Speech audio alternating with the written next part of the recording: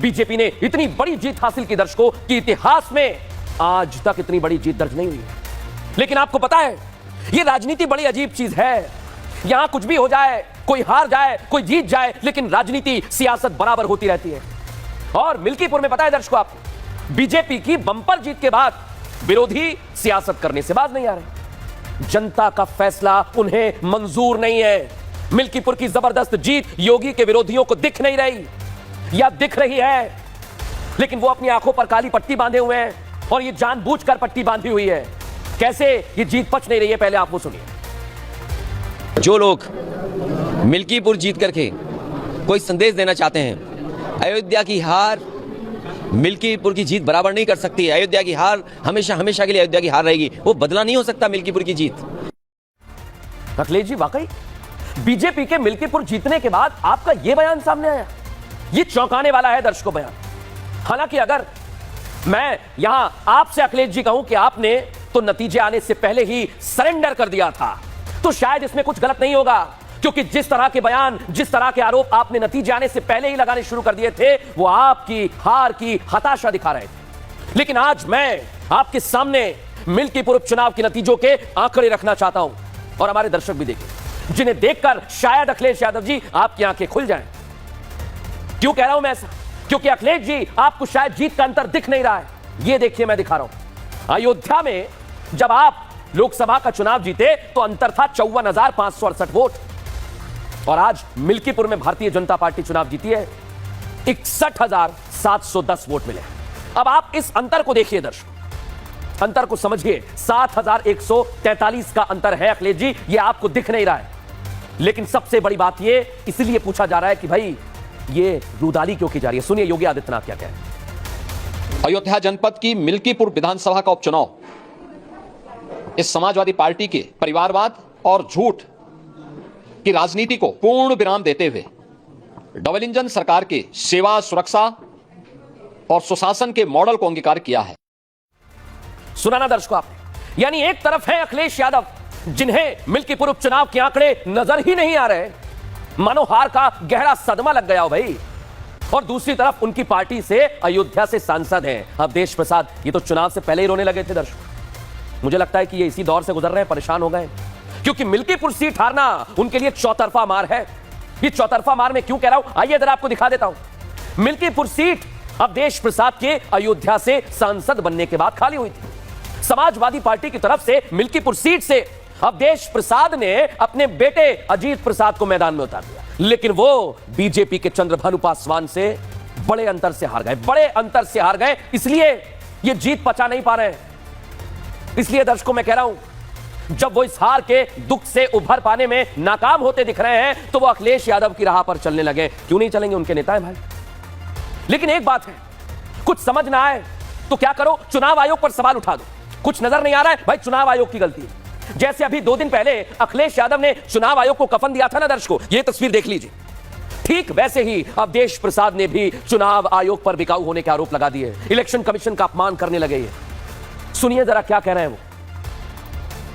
चुनाव आयोग जिसे बहुत उम्मीद होती थी लोकतंत्र को बचाने का, लेकिन चुनाव आयोग तो 5 तारीख के चुनाव के मिल्कीपुर में ऐसा लगा कि चुनाव आयोग है ही नहीं है। चुनाव आयोग के जितने लोग थे वही लूट रहे थे, वही काम कर रहे थे। चुनाव आयोग रह गया, चुनाव आयोग खत्म हो गया है।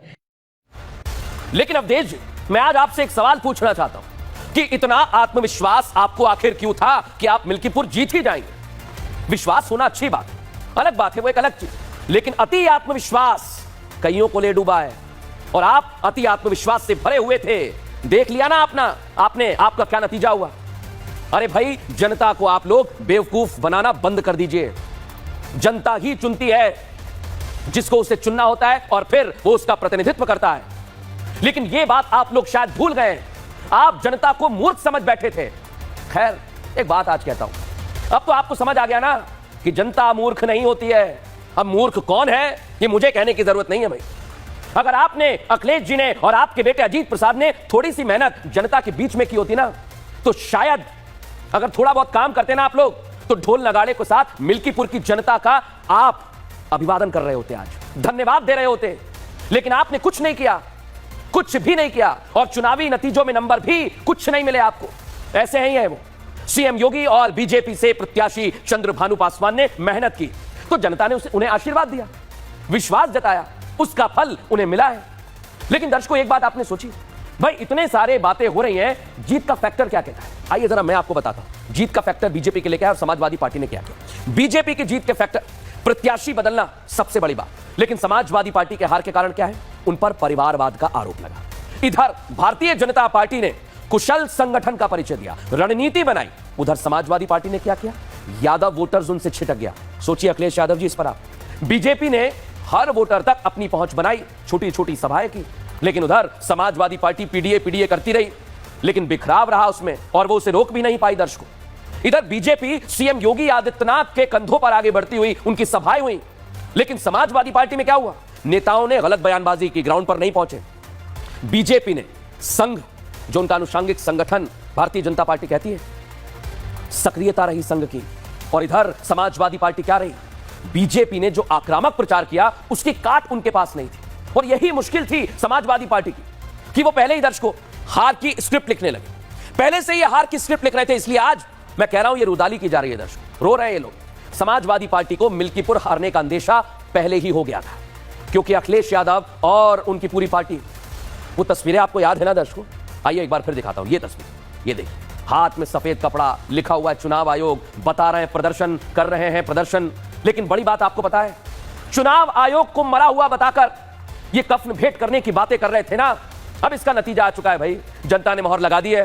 तो समाजवादी पार्टी के अवधेश प्रसाद हार का ठीकरा चुनाव आयोग पर फोड़ रहे हैं। जीत जाओ तो सब कुछ ठीक, लेकिन एक हार क्या मिल जाए? चुनाव आयोग पर ऐसे बरस पड़ते जैसे सारी गड़बड़ी कर दी हो, लेकिन हार गए तो चुनाव आयोग पर मिली भगत के आरोप लगाने लगते हैं आप लोग। थोड़ा संभलिए जरा, फर्जी वोट डालने तक की बातें कही जा रही है दर्शकों। सोचिए आप, अवधेश प्रसाद क्या कह रहे हैं, सुनवाता हूं आपको। कम से कम 80-85 हजार वोट फर्जी डाले गए। और यहाँ तक कि यहाँ का सीओ इनायत नगर थाने में बैठे थे और फोन योगी बाबा से फोन कर रहे थे, और वहाँ के थाने के कर्मचारियों ने हमें बताया कि अरे साहब, ये तो सीओ साहब इतने हमारे अधिकार मिला था कि मुख्यमंत्री से डायरेक्ट बात कर रहे हैं, मिले। तो चुनाव में एक तरह से ये डाका पड़ा है। अब दीजिए, आज एक और सवाल आपसे करता हूं। आप चुनाव आयोग पर बार बार सवाल उठा रहे हैं ना, अधिकारियों की मिली भगत की बात कर रहे हैं ना, लेकिन क्या आपके साथ उन अधिकारियों के नाम है? नाम है तो आप मुझे बताइए। अगर आपके पास कोई नाम है तो मैं दिखाऊंगा। यहां पुलिसकर्मियों पर आरोप लगा रहे हैं ना आप, अरे आप नाम बताइए ना मुझे, कौन है भाई? हवा में बातें नहीं होंगी, यहां थाने की जानकारी दीजिए ना। अगर आपके पास कोई भी सबूत है तो आप मुझे दे दीजिए, हम भी तो देखें भाई आपकी बातों में, आपके आरोपों में कितना दम है, या फिर हवा हवाई चल रहा है सब।